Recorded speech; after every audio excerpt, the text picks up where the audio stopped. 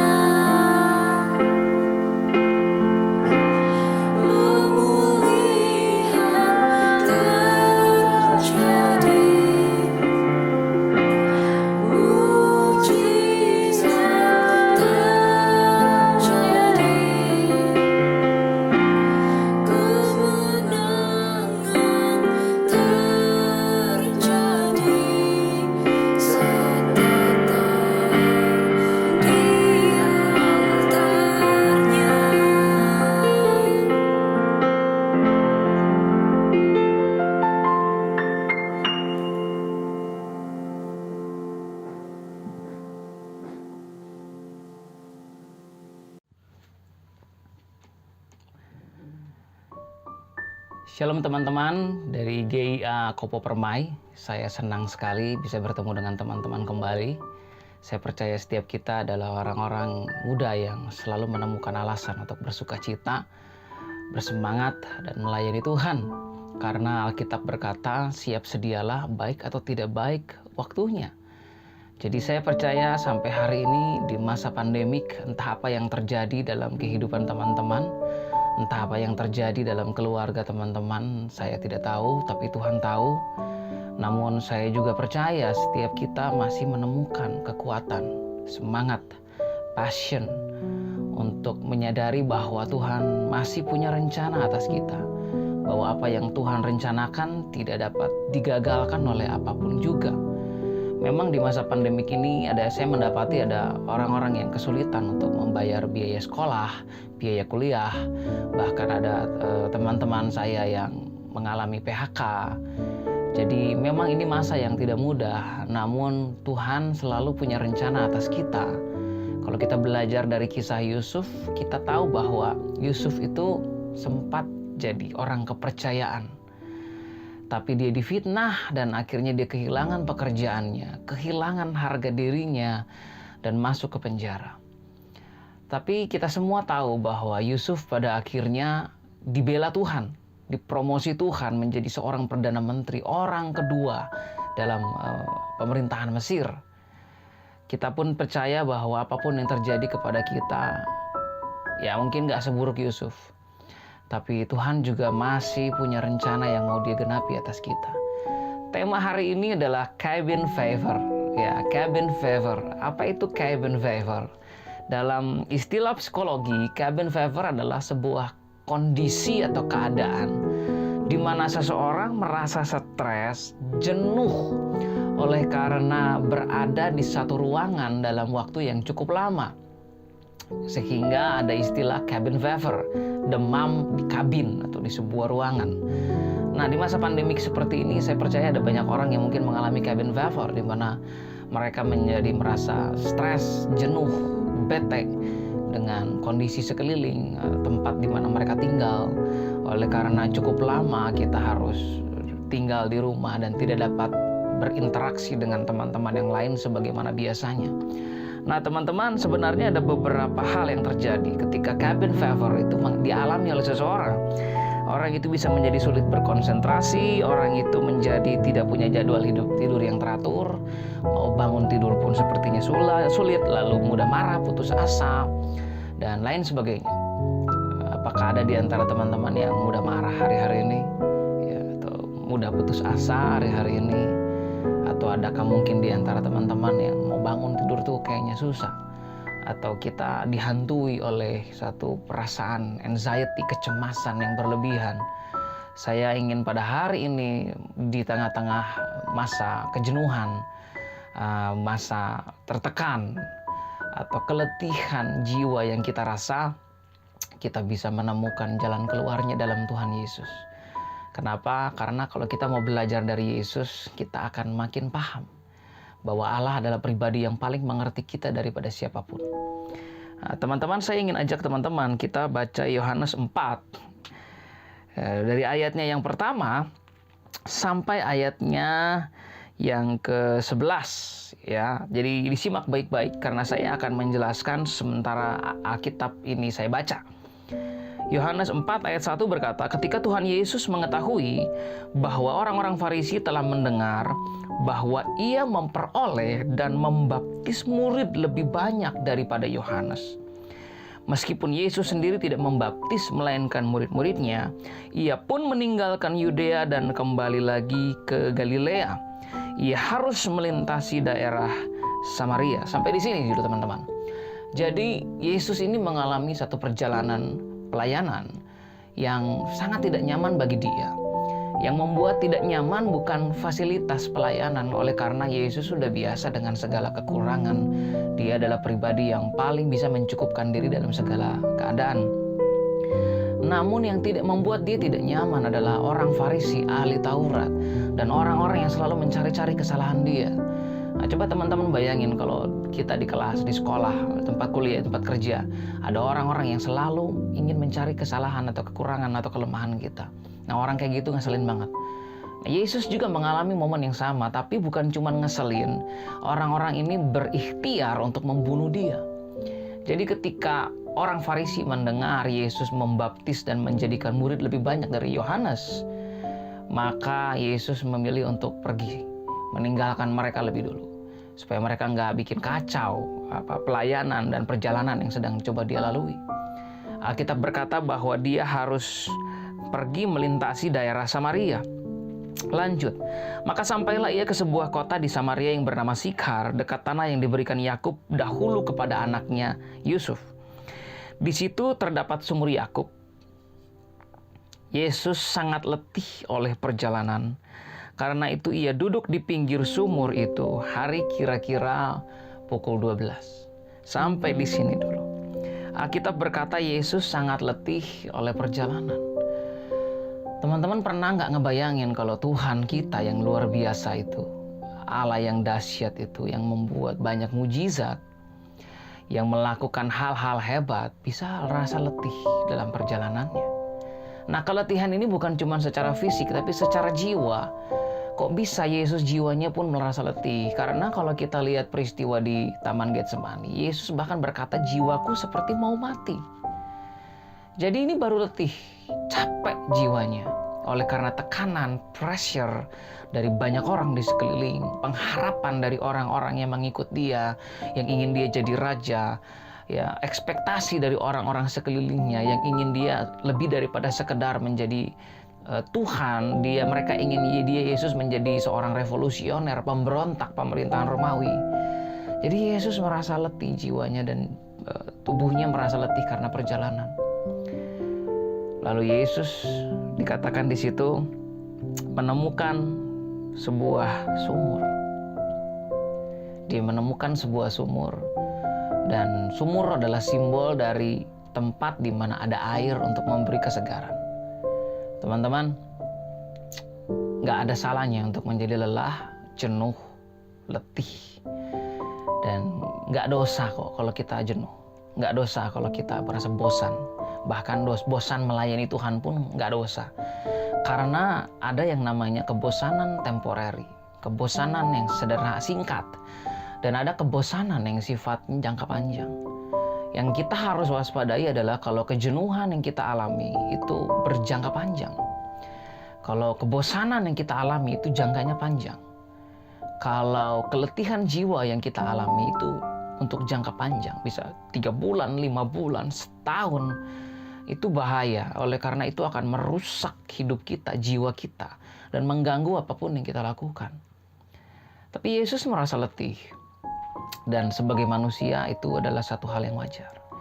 Kalau hari ini ada di antara teman-teman yang merasa letih, capek, jenuh, saya ingin berkata itu hal yang wajar untuk kita alami. Pertanyaan saya adalah, sudah berapa lama kamu merasa jenuh? Dengan pelayanan, dengan ibadah, dengan hidupmu, dengan keluarga kamu? Sudah berapa lama keletihan itu ada? Sudah berapa lama kejenuhan itu ada? Karena kalau sudah terlalu lama, bahaya. Itu tanda bahaya bahwa kamu akan mengalami satu degradasi moral, di mana kamu akan mudah melakukan dosa. Kamu akan mengalami degradasi dalam hal kerohanian, di mana kamu nggak akan lagi punya rasa lapar dan haus akan firman Tuhan dan untuk berdoa. Dan kamu akan mengalami degradasi sosial, apalagi di masa seperti ini, di mana kamu akan merasa sulit untuk dapat terhubung dengan orang lain. Jadi mari jawab sendiri bersama-sama dengan saya, sudah berapa lama kamu merasa kejenuhan ini? Ayo hari ini kita belajar dari Yesus, bagaimana caranya dia bisa lepas dari kejenuhan itu. Yang pertama teman-teman, Yesus menemukan sumur. Sumur itu gambaran dari sebuah tempat yang bisa memberikan kepada kita kesegaran. Air yang menyegarkan, yang bisa menghilangkan dahaga, rasa haus kita. Nah, ketika kamu merasa jenuh, kamu merasa lelah, letih dalam jiwa kamu harus bisa menemukan sebuah sumur. Kamu harus bisa menemukan sebuah tempat yang memberikan kepada kamu kesegaran, merecharge kamu, merefresh kamu, menyegarkan kamu kembali. Karena kalau kamu tidak menemukan Karena kalau kamu tidak menemukan sumur, lambat laun kamu akan menjadi semakin lelah. Seperti tadi saya bilang, ada degradasi moral, kerohanian, dan sosial. Jadi kamu harus temukan sumur. Sumurnya apa, Kak, maksudnya? Ya, sumur itu pertama bisa adalah sebuah komunitas. Cool, komsel, tempat di mana kamu bisa di-recharge kembali, disegarkan kembali. Ya, untuk dibuat kembali ingat bahwa ada Tuhan, ada rencana Tuhan, bahwa melayani itu exciting, bahwa kehidupan ini patut untuk dijalani dengan bergairah. Kamu harus bisa menemukan tempat di mana kamu mengalami penyegaran kembali. Ya, ada satu sumur yang harus kamu temukan. Dan setiap kita punya sumur yang berbeda. Dalam artian, saya mungkin gak merasa disegarkan kalau saya ikut cool. Walaupun saya ikut cool, saya merasa gak disegarkan di situ. Nah, saya harus menemukan sumur buat saya yang membuat saya fresh, disegarkan kembali. Itu bisa saja saya scrolling di YouTube, lalu menonton video-video khotbah. Atau bisa juga saya browsing, lalu akhirnya menemukan artikel-artikel yang bisa membuat saya excited. Atau saya akan suka membaca, jadi saya beli buku di Play Store, ya di Playbook, atau di Kindle. Lalu saya baca buku yang saya suka, atau saya bisa melakukan hal-hal yang bisa menumbuhkan kembali gairah saya, semangat saya, passion saya untuk Tuhan dan untuk melayani Tuhan, untuk menjalani kehidupan ini. So you have to find your own well. Kau harus menemukan sumurmu sendiri. Jadi jangan pasif sifatnya, harus aktif. Temukan sumur yang kamu perlu untuk membuat kamu segar kembali. Saya sarankan kamu bisa sharing kepada orang-orang yang lebih rohani untuk bisa menemukan sumur yang kamu perlu sehingga kamu merasa segar kembali. Nah, sumur itu juga teman-teman identik dengan sesuatu yang digali. Jadi kalau kita mau menemukan sebuah sumur, kita harus menggali dengan dalam sehingga sampai ke titik di mana ada sumber air di bawah. Lalu akhirnya air itu akan mengisi sumur itu. Kita harus menggali sumur kita. Nah, kok kita bisa gali sumur kita ini dengan doa, dengan penyembahan, dengan persekutuan, dengan pembacaan firman. Kalau kita nggak menggali sumur yang ada di dalam kita, sumur itu jadi kering. Dan jadi Yesus bilang kepada perempuan ini, teman-teman, mari kita coba lihat Yohanes 4 ayat 7. Maka datanglah seorang perempuan Samaria hendak menimba air, kata Yesus kepadanya, berilah aku minum, sebab murid-muridnya telah pergi ke kota membeli makanan. Maka kata perempuan Samaria itu kepadanya, masakan engkau seorang Yahudi minta minum kepadaku seorang Samaria? Sebab orang Yahudi tidak bergaul dengan orang Samaria. Jawab Yesus kepadanya, jikalau engkau tahu tentang karunia Allah dan siapakah dia yang berkata kepadamu, berilah aku minum, pasti kamu akan meminta kepada orang itu dan ia telah memberikan kepadamu air hidup. Wow.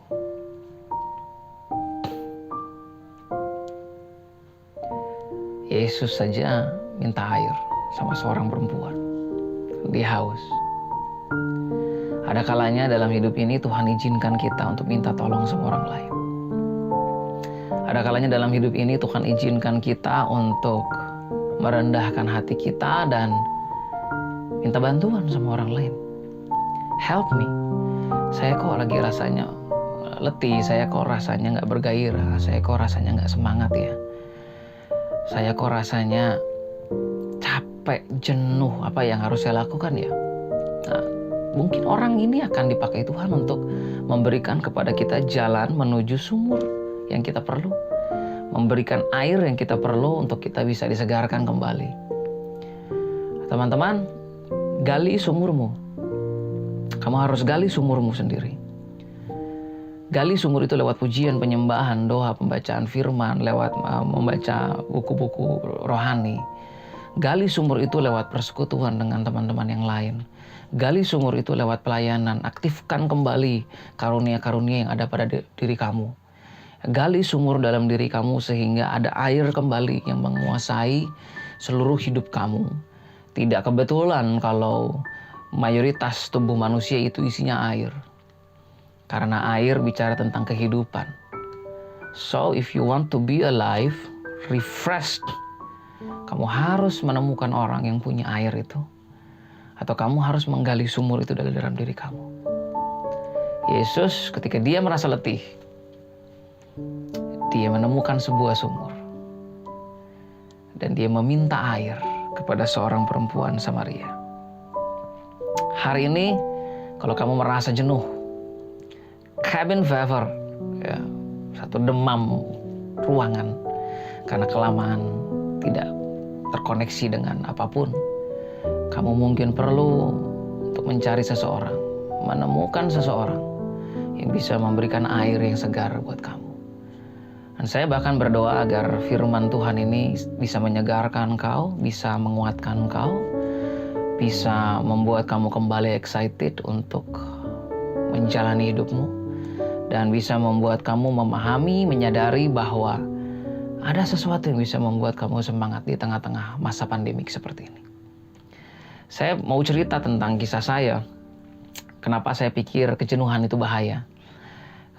Waktu saya masih muda, ya usia mungkin masih 14 tahun, 15 tahun. Sejak saya mengalami kecacatan, saya cacat seumur hidup. Saya jadi rendah diri, menghabiskan waktu saya di ruangan, di rumah, nggak mau bergaul dengan orang. Padahal dulu saya anak yang bersemangat, tapi sejak cacat, orang sering hina saya, bully saya. Jadi saya nggak mau terkoneksi dengan orang, nggak mau berkomunikasi dengan orang-orang. Hanya orang tertentu, teman saya cuma sedikit. Saya banyaknya baca komik, main game, dan lain sebagainya. Tapi kejenuhan itu bisa membunuh kita tanpa kita sadar.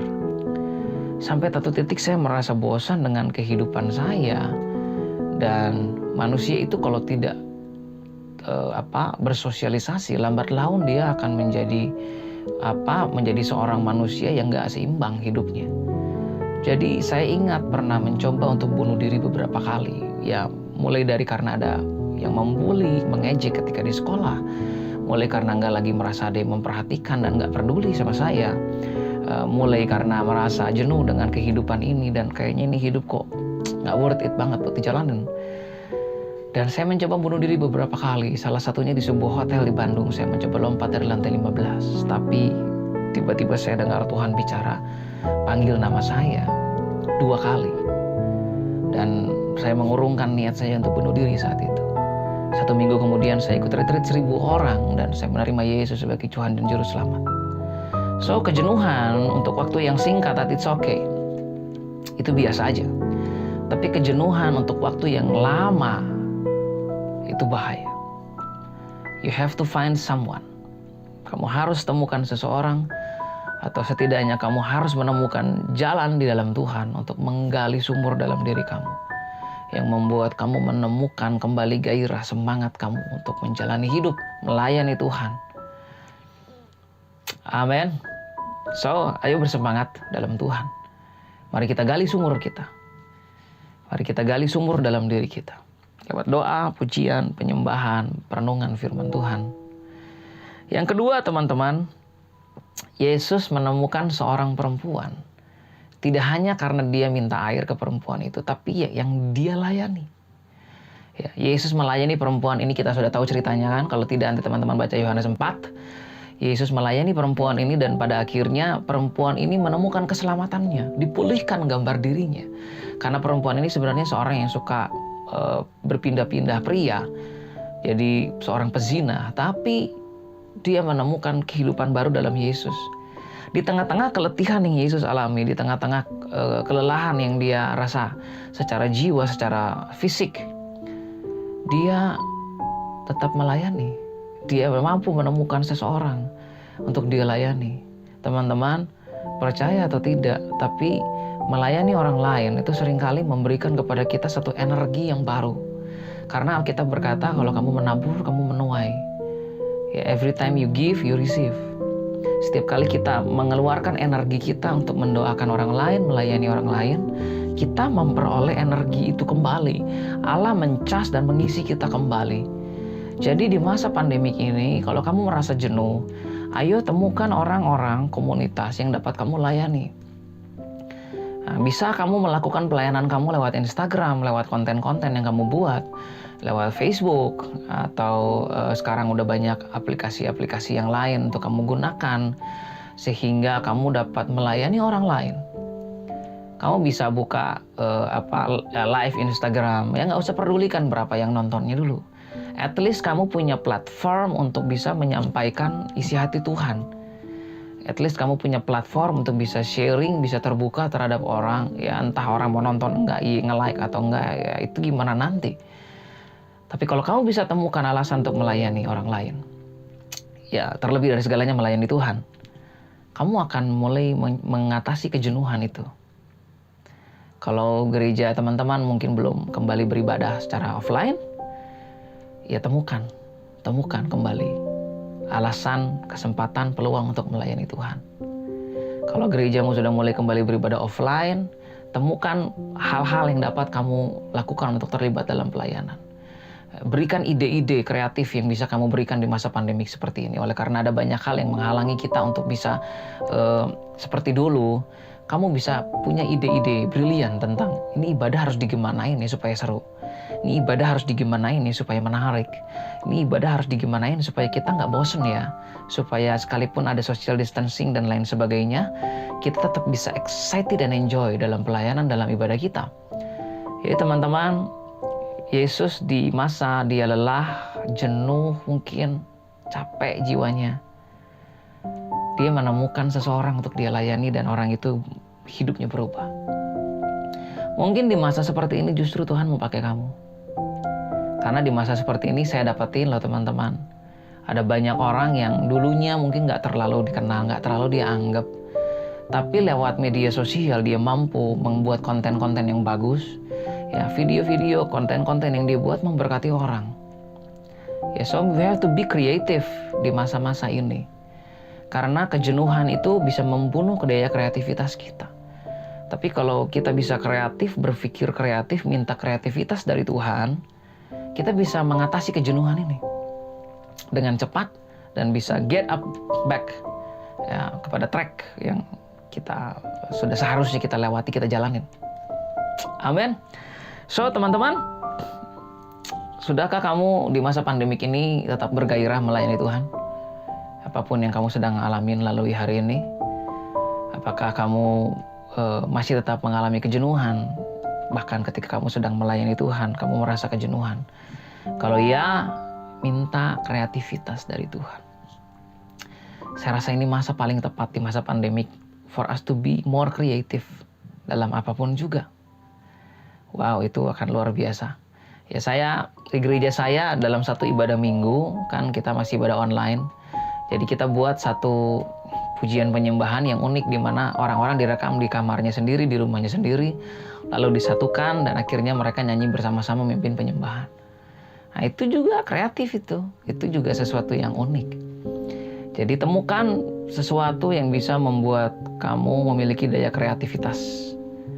Ya, kembangkan itu.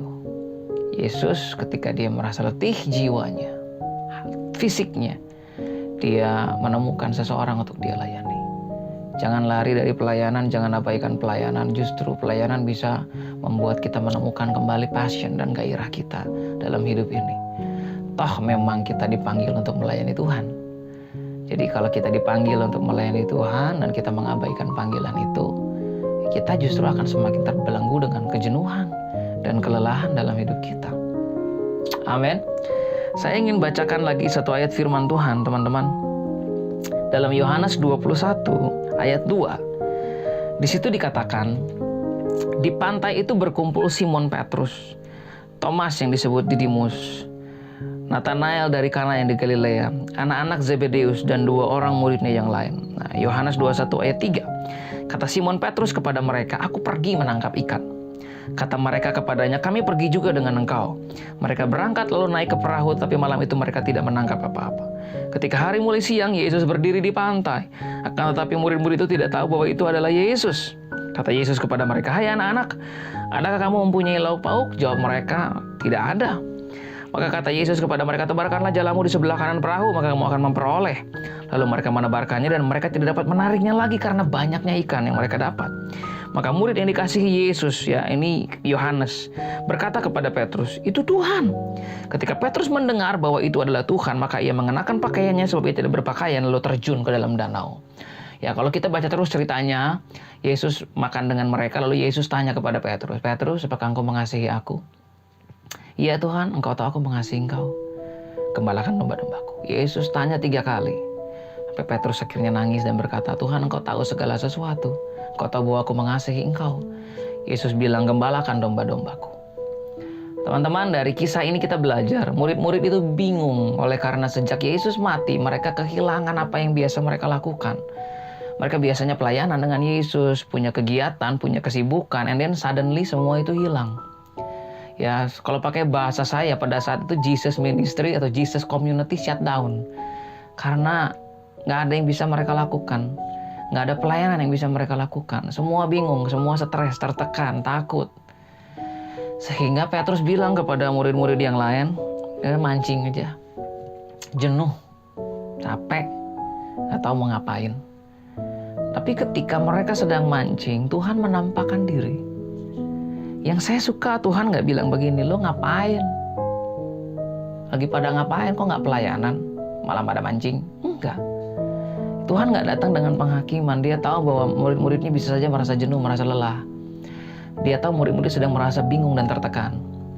Tapi Tuhan bilang sama mereka, ada ikan nggak? Nggak ada, kata mereka. Coba tebar ajalah kamu ke kanan. Kamu nanti dapat ikan. Dan akhirnya mereka diberkati. Oh, mereka semangat waktu dapat ikan yang banyak. Tiba-tiba Yohanes sadar bahwa itu Yesus. Dia bilang sama Petrus, itu Tuhan. Petrus tiba-tiba sadar itu Tuhan dan dia langsung menyelam. Berenang ke seberang ketemu Yesus. Kita bisa ngalamin kejenuhan. Entah sampai kapan pandemi ini berakhir, kita bisa mengalami stres. Cabin fever itu bisa kita alami. Tapi seperti para murid, kita harus berjumpa dengan Tuhan. Ketika Petrus melihat Yesus, semangat itu bangkit kembali. Murid-murid melihat Yesus dan passion mereka bangkit kembali. Kita harus mengalami Tuhan. Kita harus bertemu Tuhan dalam persekutuan kita dengan Tuhan. Dalam persekutuan pribadi kita dengan Tuhan, kita harus mengalami Tuhan. Itu akan membuat passion dan gairah itu kembali dalam diri kita. Hari ini mungkin Tuhan lagi tanya sama kita. Gimana kamu sekarang? Lagi ngapain kamu? Dan kita bilang, Tuhan nggak tahu mau ngapain. Nggak ada apa-apa, kayak nggak ada hasil. Tapi Tuhan bilang, come.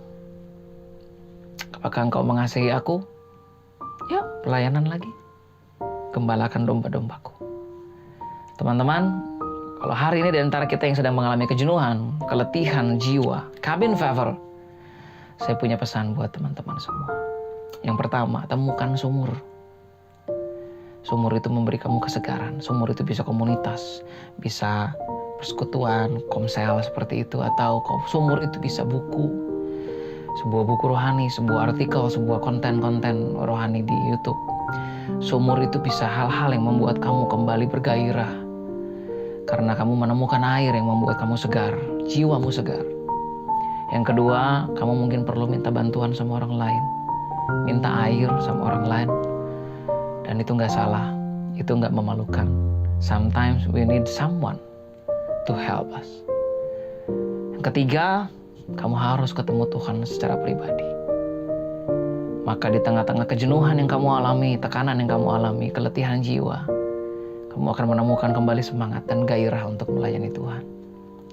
Saya berdoa pada hari ini kita semua menjadi anak-anak muda yang bergairah. Di dalam Tuhan, dalam pelayanan, dalam kehidupan, dan apapun yang sedang teman-teman alami, kondisi keluargamu lagi seperti apapun, saya ingin berkata kepada teman-teman pada hari ini, Tuhan Yesus mengerti keadaanmu. Tapi Tuhan Yesus kamu bersifat aktif, jangan pasif. Lewat kesaksian saya, belajar yuk.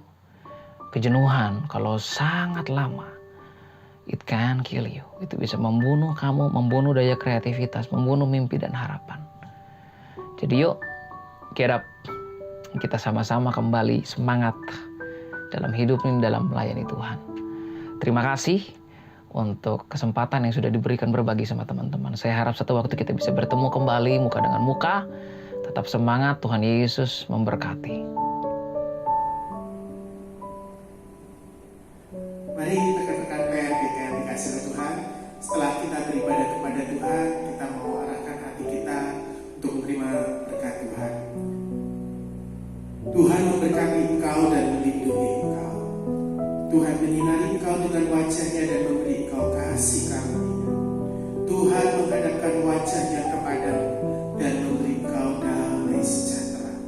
Oleh sebab itu, saudara-saudaraku, rekan-rekan PLBK dikasih oleh Tuhan, sekarang terimalah berkat, rahmat, anugerah dari Allah Bapa kita, cinta kasih sayang penyertaan putranya Tuhan kita Yesus Kristus, dan persekutuan damai dengan Roh Kudus kiranya terus tinggal menyertai kita sekalian mulai hari ini sampai Maranatha Tuhan Yesus datang kedua kalinya, bahkan sampai selama-lamanya. Demi nama Tuhan kami Yesus Kristus, kami berdoa dan mengucap syukur. Kami terima berkat-Mu. Haleluya. Mari percaya sama-sama kita katakan amin.